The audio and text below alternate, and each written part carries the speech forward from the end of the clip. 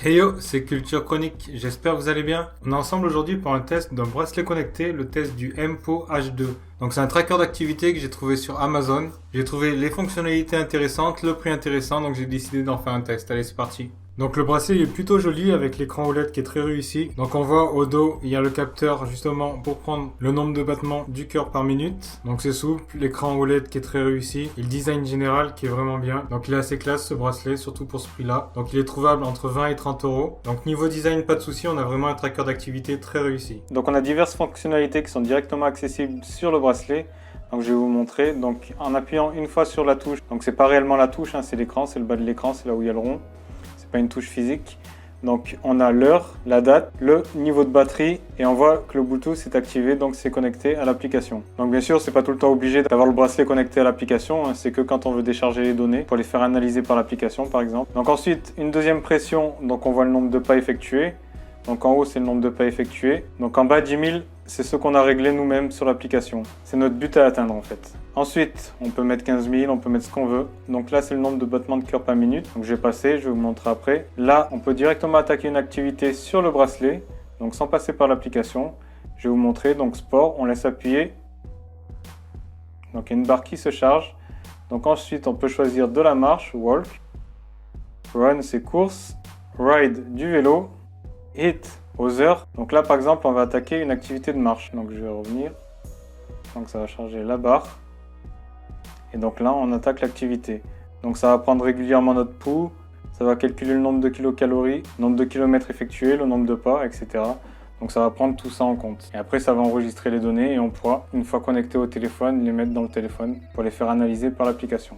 On va éteindre. Donc les battements de cœur, c'est tous les X temps, ça va prendre votre nombre de battements de cœur, ça dépend de l'activité que vous avez choisie. Ensuite, phone. Alors c'est pas compliqué à comprendre à quoi ça sert. Je vais appuyer et vous allez comprendre. Donc il faut laisser appuyer, je vais retourner dessus. Phone.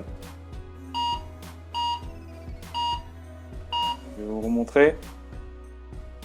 En fait c'est simple, c'est pour retrouver son téléphone. Donc si on sait pas où on l'a mis, on clique là-dessus, on laisse appuyer. Donc ça retrouve notre téléphone. Donc bien sûr, il ne faut pas être trop loin du téléphone pour que le Bluetooth y soit fonctionnel. Mais pour éviter de chercher son téléphone pendant 20 minutes, ben c'est pratique. Donc je vais vous montrer pour la fonction fréquence cardiaque. Je vais mettre le bracelet à mon poignet. Donc là, c'est sur mon poignet. Donc j'ai les ongles un peu jaunes, ne vous inquiétez pas, c'est que j'ai un peu cuisiné du poulet avec du curcuma. Donc on va aller là et on va attendre. Ça va prendre la fréquence cardiaque, le nombre de battements de cœur par minute. Donc j'ai déjà testé plein de fois et c'est assez fiable. Les données ne sont pas incohérentes, elles sont cohérentes complètement. Donc là, 67 battements de cœur par minute. Ensuite, maintenant, je vais vous montrer sur l'application, sur le téléphone. Donc je vais vous montrer une application à télécharger sur le téléphone, elle s'appelle MPO Band. Donc on va d'abord aller voir les options. Donc on va cliquer là en haut, sur les trois petites bandes. Donc Culture Chronique, c'est pour régler notre nom, notre date de naissance, le nombre de pas qu'on veut effectuer. Donc c'est ce que je vous ai dit tout à l'heure, les 10 000, ça venait de là. Son poids, enfin quelques informations diverses sur nous. MPO H2, donc on voit batterie 89%, donc c'est le niveau de batterie de notre bracelet. Alors je vais vous montrer tout de suite comment il se recharge le bracelet, c'est tout simple. Je vais poser le téléphone, je vais prendre le bracelet. Et comme vous voyez, ici on déconnecte le bracelet. Et donc ça, il faut brancher ça sur un port USB. Donc je vais vous montrer, j'ai un Raspberry Pi à côté, il n'est pas branché, mais c'est juste pour montrer l'exemple. Donc le Raspberry Pi avec les 4 ports USB. Donc on branche sur un et donc là c'est branché et ça va recharger. Donc il faut savoir qu'il faut environ 1-2 heures pour le recharger. Donc c'est annoncé avec une autonomie de 7 jours. Donc dans les faits, pour l'avoir testé pendant pas mal de temps, c'est plus proche des 4-5 jours que des 7 jours. Donc ça peut paraître peu et ça peut paraître beaucoup à la fois. Peu parce qu'un bracelet comme le Mi Band 2 par exemple, il peut tenir plusieurs semaines. Et c'est beaucoup parce que par exemple des smartphones de nos jours, ça tient 1 ou 2 jours maximum. Et encore 2 jours, c'est ceux qui tiennent super longtemps. Donc là 4-5 jours, on peut dire que c'est raisonnable. Après ça dépend de son point de vue. Donc l'autre côté aussi il peut s'enlever, mais il n'y a rien de l'autre côté. Il y a juste ça, mais ça recharge rien du tout. Donc on en a été à l'application, donc MPO H2, donc je vais vous montrer, batterie 89%.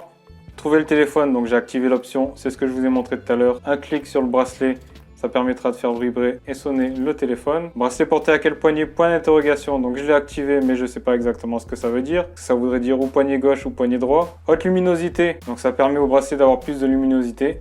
quand on passe en haute luminosité, la batterie forcément elle se décharge plus rapidement. Donc en plein soleil, c'est très peu lisible quand même le bracelet, même en haute luminosité, c'est limite. Ensuite, rappel intelligent, donc on va aller là-dedans, je vais vous montrer ce que c'est. Donc on peut avoir des notifications, par exemple lors d'appels, lors de SMS. Par exemple si on reçoit des messages sur Facebook, des notifications sur Facebook, WhatsApp.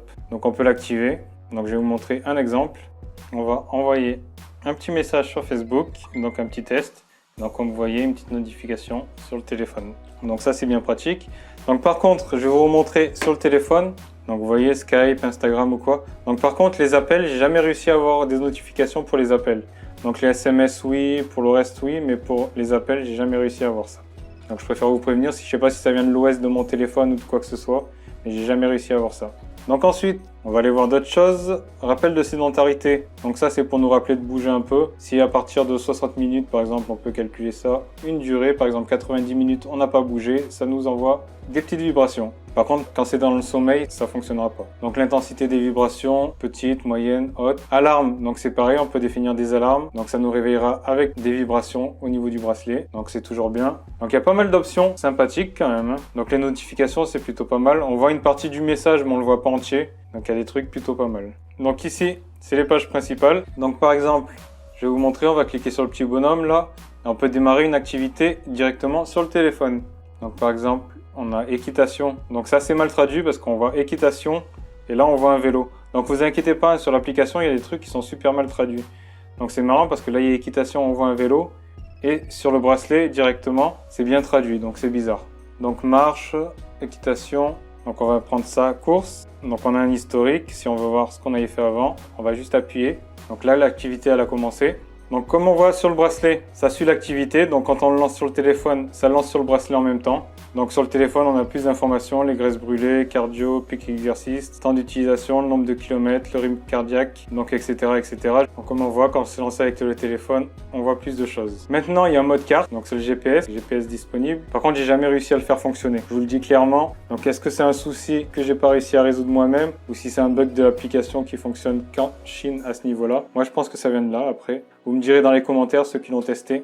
On va revenir, donc on voit différentes infos, l'activité, le nombre de pas de tel jour. On va cliquer là-dessus, donc on peut voir pour aujourd'hui, mais on peut voir aussi d'une semaine en particulier, donc on clique dessus, et d'un mois en particulier. Donc là on va voir que le bracelet il analyse aussi nos données de sommeil, donc pour voir notre sommeil profond, sommeil léger. Donc par exemple au mois dernier, moyenne de sommeil 6h38, sommeil profond moyen 2h36, sommeil léger 3h49. Donc réveil 13 minutes. Après je sais pas si c'est des données vraiment fiables au niveau du sommeil. Donc la méthode elle est simple, hein, ça analyse les battements de cœur par minute pendant votre sommeil. Et donc ça arrive à décider si c'est du sommeil léger ou du sommeil profond. Voilà, tout simplement, je pense que ça fonctionne comme ça. Donc après, est-ce que c'est réellement fiable? Est-ce que c'est pas fiable?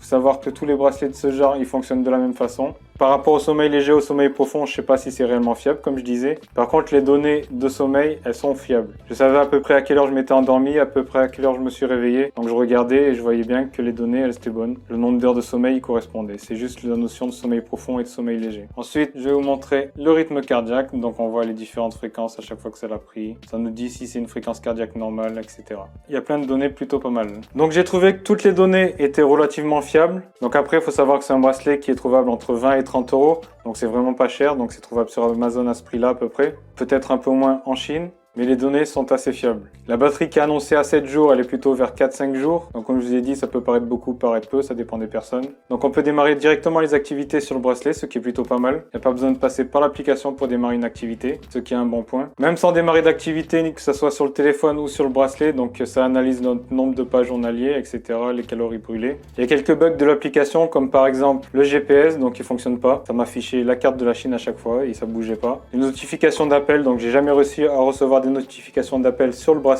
Donc par contre tout le reste, Facebook, les SMS, etc. je les recevais, donc il n'y a pas de souci pour ça. Donc le bracelet il est plutôt pas mal, il est plutôt joli. La méthode de rechargement elle est plutôt simple, juste à brancher sur un port USB. Et donc c'est un bracelet que je recommande assez facilement. Donc voilà, à l'avenir je vais essayer de tester plus de bracelets connectés. Donc c'est le deuxième que je teste sur le site et sur YouTube. Donc j'avais déjà testé d'autres pour moi-même, des bracelets j'en ai testé quelques-uns. Donc des tests que j'ai jamais réellement publiés, mais à l'avenir j'en publierai beaucoup plus. Sur ce, vous pouvez toujours aller visiter le site culturechronique.fr pour voir plein d'articles, me suivre sur Facebook et Twitter. Puis comme d'hab, portez-vous bien et à une prochaine pour une prochaine vidéo. Ciao ciao ciao.